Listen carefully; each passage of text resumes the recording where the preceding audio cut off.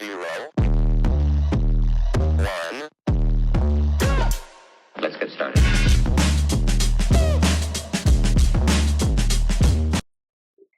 Hey everybody, welcome back to this week's episode of Texas Narcos Podcast. This week, very excited to have Sheriff Maurice Cook on the show from Bastrop County, Texas. How you doing today, Sheriff? I'm doing fine. How about you, Randy? I'm doing well. Very excited that you came back on. We've got a very cool episode, I think, for everybody today. We're going to be talking about the Branch Davidian standoff, the inside scoop, if you will. But before we get into all that, I noticed you got your book there on the table. Why don't you hold that up so everybody can see it? And I do. And it was 10 years in the making, but it's published now. It published in July. All right. It's an international bestseller. All right. And I'm not sure what that means, but the book company said that it was an international bestseller, and I know that I enjoyed doing and writing the book. Right. It's got a lot of ranger activity in it. It's got a lot of behind the scenes stuff, and one thing that's in the book is, and when I was the chief of the Rangers, when I became chief of the Rangers, I wrote a letter to all the Rangers, and I said that I would be brutally honest and at times, and I found that was hard to live up to.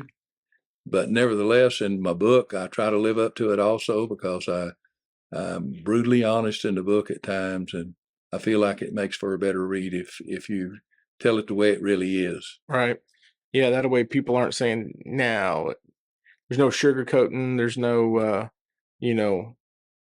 trying to make people happy. You're just telling us, history, basically. Well, and keep in mind, on an autobiography, you don't tell everything you know about yourself. Right. Yeah. There's certain things you don't tell. We all got our secrets, but right. But for the most part, my work activity, this is written from the professional level. It's not my personal life.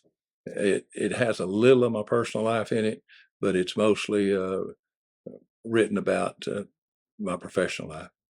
And that's all the way from becoming a air policeman all the way to the chief of the Rangers, huh? Actually, I start out telling about the Texas Rangers in general, because there's a lot of people that may not know what the Rangers stand for and what they mean to Texas. And so I tried to present that in a favorable light to the Rangers. And then I moved into my childhood. I actually covered 15 or 16 pages on my childhood, and then moved into the Air Force, because I guess some would say I was still a child when I went in the Air Force, because I was 17 when I went in the Air Force. Wow. Yeah, that is... Did you have to get special permission to do that? I did, and I talk about that in my book. I quit school. I failed a couple of times in school, and then I quit school when I was 17 that summer, and I had to get my dad to sign, but he wouldn't sign unless I gave him some money. I don't remember how much I gave him, $10 or something. So I gave him some money to sign, and we went down to the shoe store where he was a notary, and George Counts notarized my entry papers. And so anyway, wow, rest is history. That's awesome. So where can people get a copy of that book? Amazon is probably one of the better sources and the more familiar sources, but they have it at Amazon, and it's real easy to find on Amazon. Okay. There's also an ebook on there, which is the electronic book. Okay. Well, I'm looking forward to reading it. I'm going to post a link to the Amazon link on the description of this video. If anybody's interested in checking it out, it'll be on the description of this video, so you can get your hands on a copy of it as well. So, alrighty. Well, let's get on to what we're here to talk about today. So, the Branch Davidian standoff. When exactly did all that kick off? I think it was in February the 28th of 93. And I was at my aunt's house in Rosenberg, and as I recall, I got a call from one of the captains in Waco, and he told me what had happened, and he said that the ATF had raided the compound, the Branch Davidian compound with David Koresh, and that some of the agents were killed and so forth. So I could realize the significance of that. So even though we did not have a part in the raid or or we just got notified the day before that they were going to do it, I felt a sense of responsibility. So anyway, I went straight back to Austin, and actually I went to my office and started monitoring the activities. I gotcha. So what was your position in DPS when all that kicked off? I was the chief of the Rangers, or the commander of the Rangers at the Okay. time. Now, and you were officed out of Austin? Yes. Okay. How many Rangers did you have under your command at that time, roughly? There was about 100 Rangers. Okay. It varied 96 to 100. I got you. So you get a call from the Ranger captain out in Waco telling you what's going on up there. Now, prior to the ATF telling you the day prior that they were planning on doing this raid, was this something that was on y'all's radar at all, or was this just, this compound, what was going on out there? Was this something that y'all had already known about, or was it even an issue at the time? I think the local captain was aware of it, and because they were fairly prominent, I think, in the Waco area.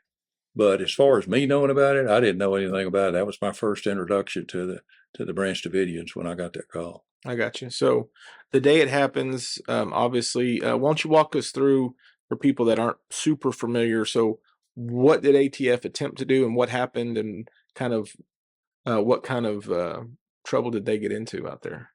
Yeah, the ATF had David Koresh on their radar for manufacturing and having fully automatic weapons. Okay. And there was also some talk, which was a little extraneous, but it was talk about him abusing children in there, having sex with them, and so forth. And but I think the search warrant was centered around illegal weapons and so forth. Okay. So it wasn't a gun search warrant. It wasn't narcotics at all. It was they're going in there to look for illegal weapons. It was not a narcotic search warrant. Okay. It was something other than that. And so they get there. Obviously, there was an issue with their tactical plan, or something went awry, and there's a gunfight now, right? Well, their tactical plan. Let me just back up and catch you up with what happened leading up to the raid, and that was that, of course, they practiced at a local military base on the raid, and they got all prepared. And in pre-planning, you have to tell certain people, and so they confided in the local EMS group there with the fire department. And apparently one of the people in the fire department had a husband or a boyfriend that was with the local TV station.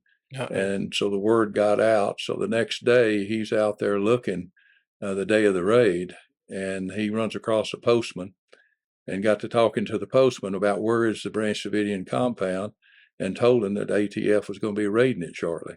Uh-oh. And so this postman happened to be a Branch Davidian because they worked in the community. Uh-huh. And so now he goes back to the compound and tells Koresh. Well, at that time, there was 2 undercover ATF agents that lived across the street. They had rented a hut or house or whatever across the street. We called it the undercover house. Okay. And they were in there, and they were trying to get to warm up to the Branch Davidians.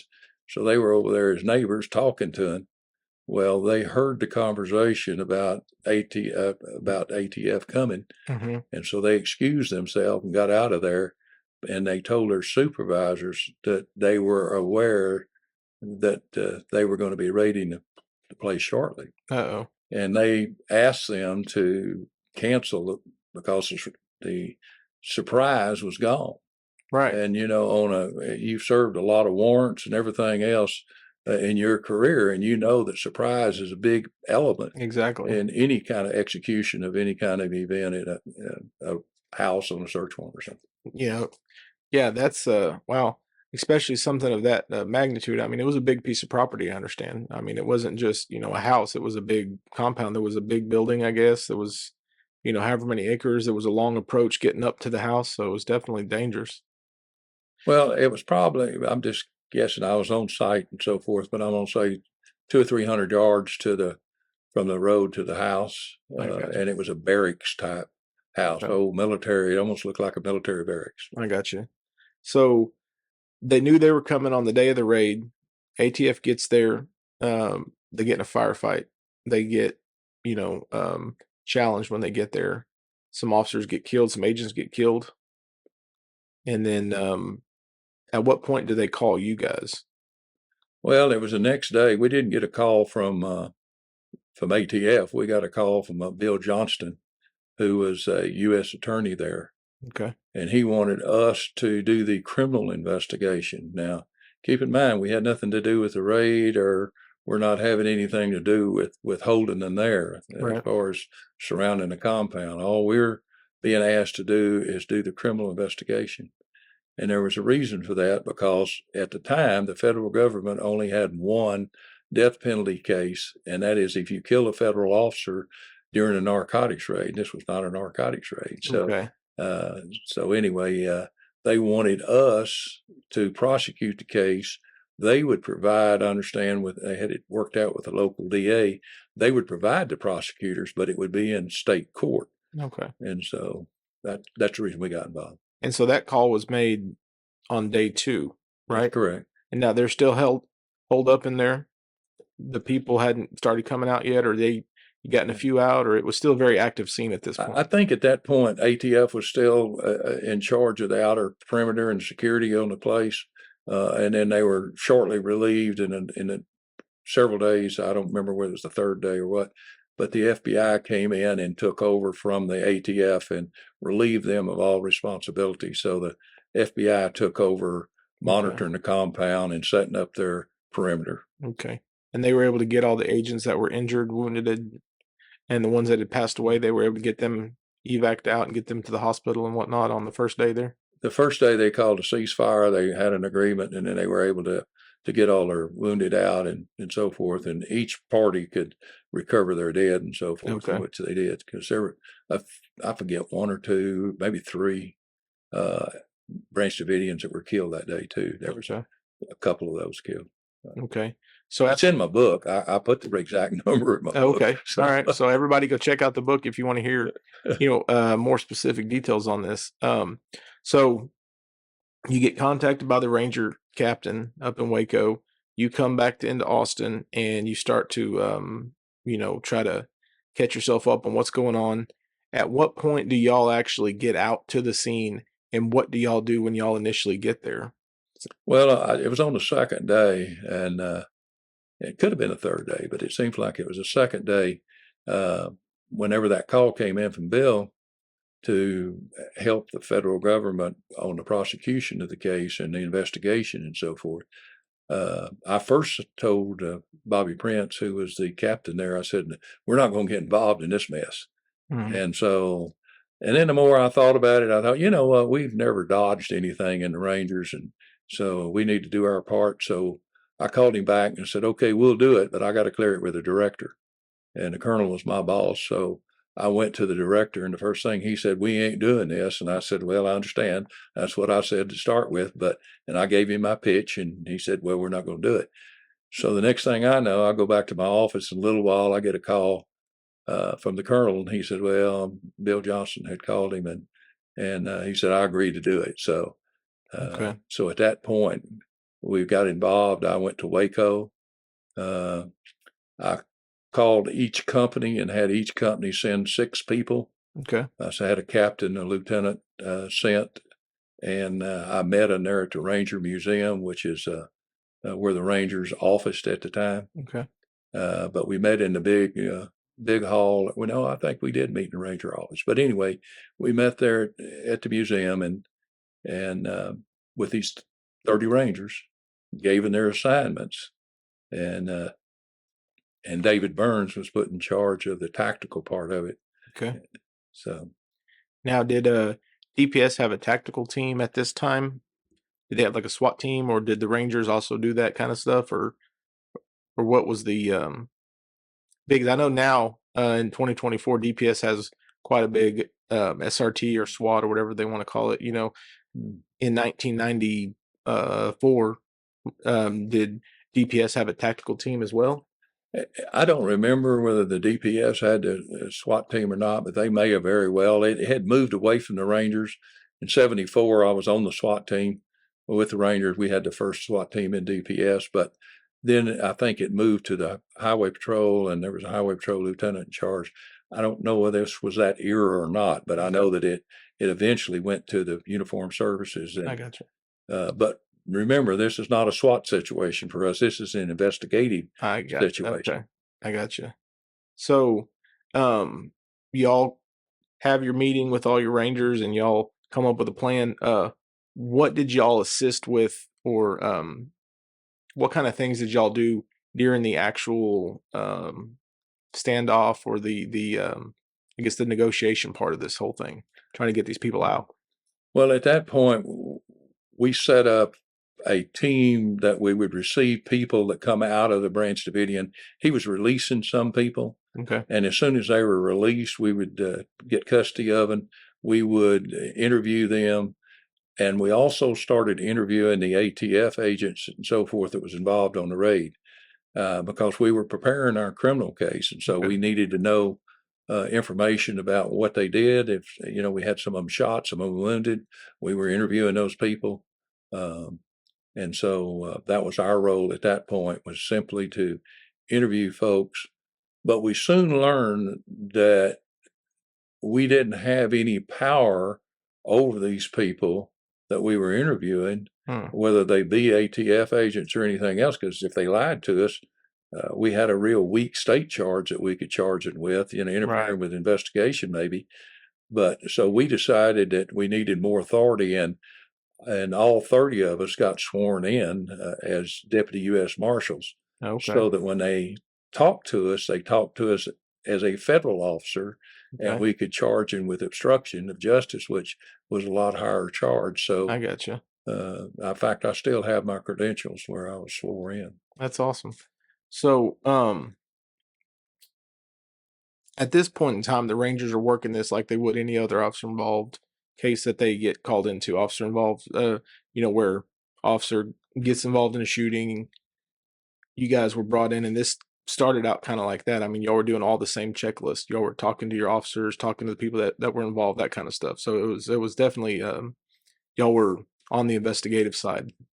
That's correct. And I don't know of in modern time, or at least my time in the Rangers, that we ever assembled 30 Rangers at one spot. And kind of a side note on that is, when we assembled it and I was going down there, they needed computers and stuff. They didn't have any laptops. Mm-hmm. And we also felt like for evidence gathering, when the time came, we needed a stronger computer. We had I think they called them 286s back then. Right. And we had Michael Dell had just produced a 586. Oh, wow. So I got on the phone and I called Michael Dell personally and asked him, could we get one of the first 586s? And, wow. And he agreed. We paid for it, of course, right. but we got it. And there was 2 laptops from CompuServe, or I'm trying to think of the computer company went out of business, but CompuAd, I believe, was the name of it. It went out of business, and they gave me 2 laptops, the old True laptops. Wow. And I gave them to 2 of the Rangers that were there that was more active in the interviewing and so forth. And they took a shine to it. And what happened was, later on the next year, I was able to convince the department to buy laptops for all the Rangers. So wow. We moved out of the pencil and tablet and Big Chief tablet era to the computers. Wow. So while you guys are doing your investigation, I'm assuming the FBI is over on the other side doing their...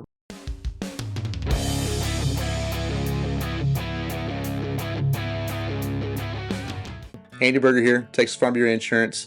After 15 years in law enforcement, I've decided to retire, and here I am with Farm Bureau Insurance in LaGrange, Fayette County, Texas.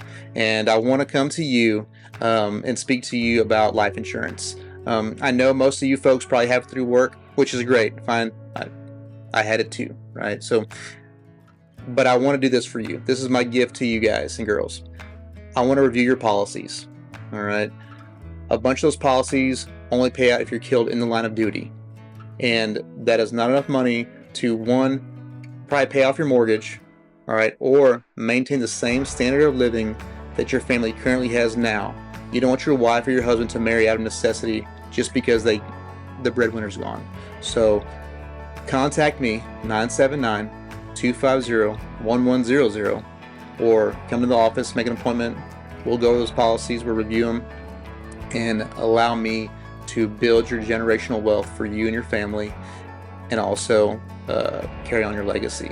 Do not, I repeat, do not make me show up to your funeral empty-handed. All right. Hey, y'all have a great day, and God bless y'all.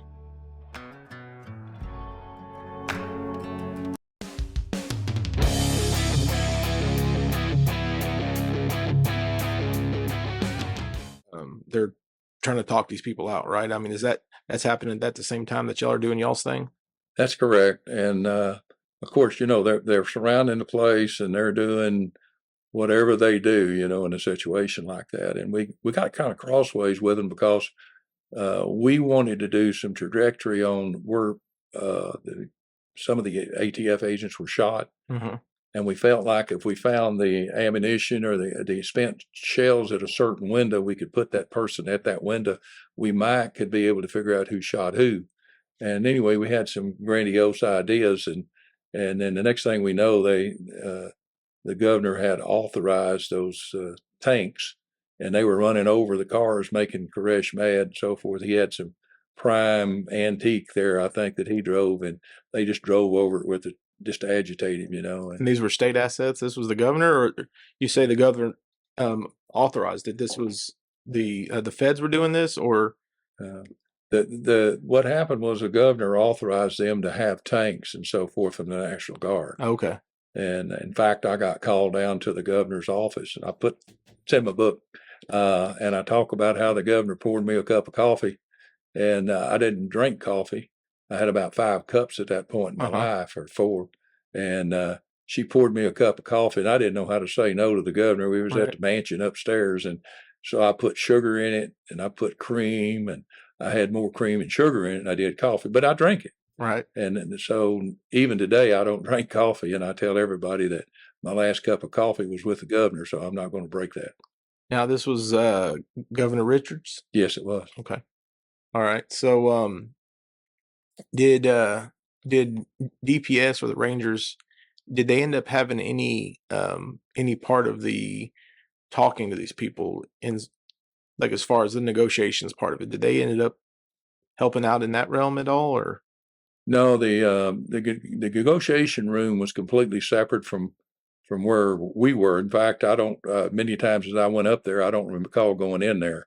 I had passes to the outer command post, and then I had a pass where I could have gone in there, but I never did because I didn't have any business in there. Right. And some of the FBI agents and psychologists, I think they brought in and so forth to study the history of their religion and know how to best relate to them. And so that was their responsibility, not ours. I got you. So, how long did this whole thing last? As far as, it's been a long time since I've studied this. I was a little kid when this happened. So was it like a month or so? Was it? It was longer than a month, but I don't know. I could look in my book and give you the exact day. Okay, well, it was over a month at least. So. Yeah. It was over a month. I got you. And so, how did it start to come to a conclusion? Like, what were the steps that happened that caused it to kind of end on the day that it ended? Well, Janet Reno was a newly appointed Attorney General in Washington, and she ended up approving the FBI to make an assault on the compound. Okay. I got a call the day before that from David Burns, which is kind of a unique kind of story in itself, and I'll tell you about it. But anyway, he got a call from the FBI and said, "We're going to tell you, and you can tell the chief, and that's all we want to know." And of course, David said, "Well, I got to tell the colonel." Or when he called me, I told him that we got to tell the colonel. And so he said, "Okay, you can tell the colonel, but nobody else." Okay. And especially the governor. And we said, "Okay." So when I went up and seen the colonel, I told the colonel, I said, "Now I can tell you, and we're the only 3 at the state level that knows about this, that they're going to start the raid on the compound in the morning. So they've expressly asked that you not contact the governor." And he said, "Man, I don't know how I'm going to do that, without contacting the governor." I said, well, Colonel, that's your decision. They asked that you not contact the governor, because she'd have probably put it out to the press. Is what they were afraid of anyway. Right. And knowing her like I know her now, or got to know her, I don't think she would have. But anyway, that was the thinking, that she would call the press. So the next morning, we all saw it the same. We saw it on TV. We saw the fire. We saw the raid. We saw all that happening the next day. And so the colonel went down. So I was told this story firsthand. He goes down to the Capitol and for a news conference with the governor. And he's standing on the steps of the Capitol out there, and the governor was asked, when did you know about this, Governor? And she said, the same time y'all did. I saw it on TV. Wow. And said, how come you didn't know about it sooner? And she turned to the colonel and said, you'd have to ask this guy. Uh-oh. And of course, we laughed about that later on. It was pretty serious at the time. But, yeah, I can imagine. But and I was told that to be a true story, so I think it is. Wow. So prior to the assault, had y'all gotten any information that, were they making headway in the, in the negotiations? Was there talk about them giving up to anybody? I mean, or was it, they were just at an impasse, or, Well, and I think I know what you're getting at, because you and I have discussed this before. But yes, there was some talk about him surrendering. They had by this time got listening devices in the place so that they could hear what was going on. The FBI was convinced that they wasn't going to surrender. David Koresh, on the other hand, met with his attorney, Dick DeGuerin, and actually they let Dick go inside the compound unescorted, and he went in and visited with Koresh. And Koresh told him, he said, when I finish the 7 seals, I'll surrender. And so when Dick came out, Dick called me, and I went to Waco and met him at the Hilton. And he said that he had a deal with Koresh that as soon as he finished the 7 seals, that he would surrender to the Rangers. And Dick said, for historical reasons, I'd like to see them surrender to you, And I said, well, I don't know that's going to happen, but if you'll negotiate the surrender, the Rangers will accept the surrender. So when I told the colonel said, no, I ain't going to let you grandstand like that. So I said, well, let Captain Burns, the tactical commander, receive the surrender. Yeah. And so at that point, we were waiting on the 9 seals, and then the raid happened before the 9 seals. The FBI was convinced he wasn't going to give up. I didn't have their intelligence, right? So I'm not sure what they were basing all that on, except some conversations that they could hear in the compound. I got you. Now these things that you're talking about, the seals, was this something that he was writing out? This was something that he was putting down on paper? Was he recording it, or what was the seals he was talking about? He was doing it on a computer, and he was obviously copying it on a tape drive. If I remember correctly, the tape drives were different than they are now. They wasn't the floppies or anything, but it was a tape drive. Okay. And after the raid, Dick had called me and told me that he says, now I trust you and I don't trust anybody else. And he said, I'm going to tell you that this certain person that escaped while the fire was going on, several people escaped the compound, come off the roof and so forth. And he said that this particular person had that inner clothing. Well, we had taken the clothing from everybody that was escaping and put it in jumpsuits. So we had her clothing, and he told me who it was, and I got Captain Burns to go look. He did find the tape, and it was later verified that he had 3 of the 7 seals on that tape. Now, would he have given up when he got the 7 seals? I don't know whether he would have or not. Yeah. But I know that didn't ever happen. Right. So the raid happens, the fire, all that different kind of stuff. And I'm assuming that took a couple days to get, the fire put out and all that stuff before y'all could come in and start to work your crime scene. That's correct. On the second day after the fire, the FBI turned the crime scene over to the Rangers, and we assumed the crime scene. We brought in our people close in, highway patrol and so forth, and we blocked the entrances, and no one went down to the fire scene until it quit smoldering. Well, it was still smoldering when I went down there the next day, or went up there. but none of us went down to the crime scene initially because we were afraid of some of the bombs that fake bombs or real bombs, or they had grenades and so forth, and we didn't know whether there'd be more explosions. We wasn't worried about bullets so much because bullets don't go very far, but we were worried about some kind of bomb going off. So we didn't go down there initially. They have to have like EOD come out there, like a bomb techs come out. We actually teamed back up with ATF, Okay. and they sent their specialty people in when it did cool down enough. Okay. One of our biggest problems was the dogs in the area. The dogs were coming in, and we were having to leave the bodies on site. And those dogs were looking for a meal. Oh, wow. And we had to rush them off. And I never will forget, the colonel said, "You can do anything those dogs you want to, you better not kill one of them." Okay. So we never killed a dog, and we hushed it off, and we protected the crime scene, and we were able to get in there after, obviously, it cooled and we got the bodies out, right, which were really charred. I mean, it was difficult to tell that they were even humans. It's a pretty big crime scene, I'm imagining. I mean, at that point, I don't know if you know off the top of your head, but how many bodies are we talking here? I don't remember right off my hand. 100, probably. Okay. And obviously, this is a big crime scene that you've got to work, and you've got to work it just like any other crime scene, I imagine. I mean, as far as documenting where the bodies were, your pictures and evidence collection. I don't know if you can talk about that kind of process of collecting the evidence, processing it, and kind of how that went.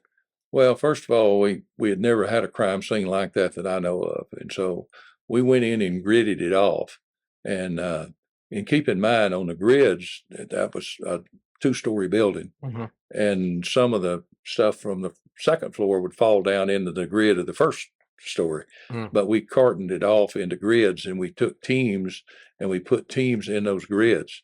Then we recovered what evidence we were recovering as we went through the site. We had a trailer brought in that we used to receive the evidence. We brought in some evidence technicians. In fact, my late wife was one of the people from DPS that came down, and she was in charge of receiving all of the evidence. Okay. And so we processed all the evidence. There was 50 caliber bullets that we received. We received all guns. We had 100 different kinds of guns. Most of them were fully automatic, and different stages of being burnt. The 50 calibers that they had 2 of them at the front door. They were remarkably unburned. Wow. So all that evidence, especially like the gun evidence, did that stay in state custody, or did that end up getting given over to the ATF because they had a case, obviously, at some point in time, right? I mean, they had their initial case, or did that all stay with y'all's case? That stayed with our case because we then went back, since it wasn't since David Koresh died and the people that we were going to target for the capital murder of the ATF agents, then it went back to federal court. So they were not tried in state court. They were tried in federal court. But we worked hand in glove with the federal prosecutors. And in fact, we when the jury list came down, we worked all night long at the DPS office looking at the prospective jurors and going over it and advising or developing the background data on them, because we didn't have but about 24 hours to get this done. We worked all night on that, and but we maintained custody of the evidence at that point. We had all the evidence. We had it at DPS. We had it in a secure area, and we brought in the evidence that the prosecutors wanted during the trial.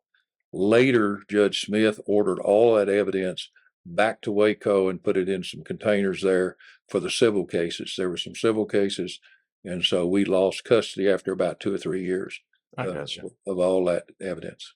So the trials ended up going back into the federal system. So there was nobody that was ever tried on the state side on this, but there were people that did get tried and convicted on the federal side? That they did, and they were tried in San Antonio. Okay. So you get all your evidence processed, you get out of there. What type of, I guess I'd say, aftermath did y'all have to deal with after this? As far as, did y'all have to go testify at Congress? Was there congressional hearings, anything like that y'all had to go deal with? Or We did, but let me back up on the crime scene. We stayed there at the crime scene for 2 or 3 months. Oh, wow. Yeah, it was a long, long crime scene. Wow. So, but to answer your question, yes, there was congressional hearings after that. And in fact, there's some tapes out there that circulates about Captain Burns and me testifying before Congress, and Dick DeGuerin, I think, was on the same panel, and maybe Zimmerman was. But anyway, there was a congressional hearing. We went to Washington. We participated in that, and every year during the anniversary, it seems like it comes up, and I have people call me and say, "Hey, I saw you on TV," and so that tape is still out there somewhere. Wow. So this was a very big undertaking, and like you said, as far as the resources that were needed to process and to handle a situation like this was something that we had never seen in Texas before prior to this, right? I mean, this was a big undertaking. Not during my career. This was one of the biggest undertaking that the Rangers had undertaken. Okay. So after this, you go back to Austin, and you continue your career as the chief, and then and you eventually retire. And looking back on this now, is there anything that sticks out to you as being, I don't know, like a unique situation or a moment during this whole incident that you look back on that you like to talk about? Well, I can think of one situation, a little bit of a funny situation to a point, but whenever we were having some difficulties with the FBI and so forth, I contacted the governor's office, and she had told me if I had any trouble with the contact her. So I contacted her and I said, "Well, Governor, we're having some difficulties, and they're hampering our investigation to a point." And so she said, "Well, here's a number for you to call in Washington," and gave me the name of the individual and a phone number, and said, "Do not call this person unless you need to get a message, to them, and he will help you because I've talked to him." And I said, "Okay." And his name was Vince Foster. Okay. And Vince Foster became a prominent name because he ended up killing himself later in Washington. There was a lot of scuttlebutt why he did, and speculation that maybe he felt a lot of blame about the Branch Davidian, and because he had some kind of role in it. I don't know exactly what it was. That's above my food chain, but I know that was the number I had. So when I testified before Congress, they never asked me that question about Vince Foster, because it was a hot topic at the time about Vince Foster. So that night we had made friends with a reporter that was from Texas, but was on Channel 7, I think, in Washington, D.C. And he came by the room that night with a friend, his photographer. And we were talking about Texas. We had a Texas connection, and they were drinking a little bit. And I don't drink much, but I had a drink or two that night. And I was relieved, and I'd never been before Congress and testified.